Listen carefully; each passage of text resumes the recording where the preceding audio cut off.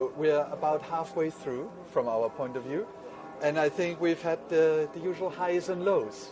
Like what? So I think we've seen a record number of bilateral and multilateral meetings.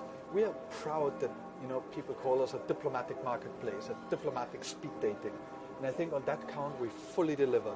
Well over 3,500 bilateral meetings, several dozen key multilateral meetings. So that I'm very happy with. Am I happy about some of the narratives that have sprung from this conference? Some of the additional polarizations? No, I'm not. We can't control that. But still, we were all hoping that this would not be a doom and gloom conference, that this would be, Europe's finest hour, so to say. And I'm not yet sure that we have lived up to the task.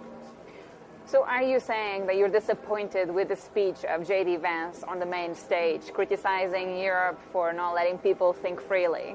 No, I'm not disappointed with his speech. Munich has always been a place for the hard, the consequential, and the uncomfortable debates. So everyone can say on our stage what he or she wants. That's not the point. I think that the point is the discussion that we are now seeing about that speech. Who is allowed to lecture whom on democracy? Whose right is it anyway to talk about democracy? What does perfect democracy look like?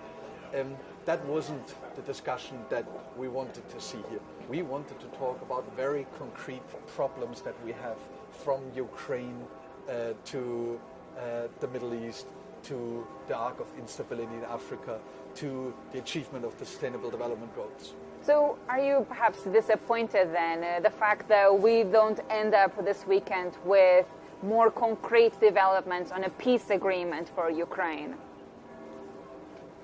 Obviously, everyone here wishes that we would make some progress on Ukraine.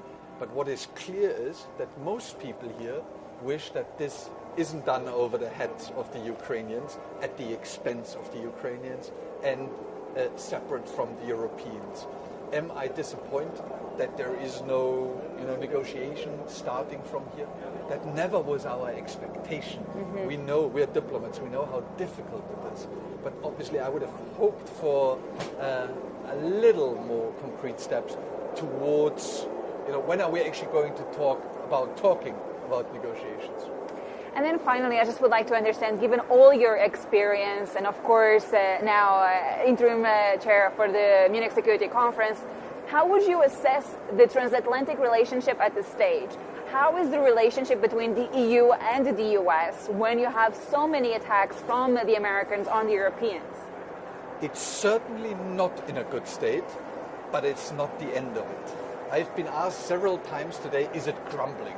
No, it is not, but it is under duress, and we will have to work hard to convince both sides of the Atlantic Ocean that investing in this relationship is worth the hassle, is worth the effort, is worth the money.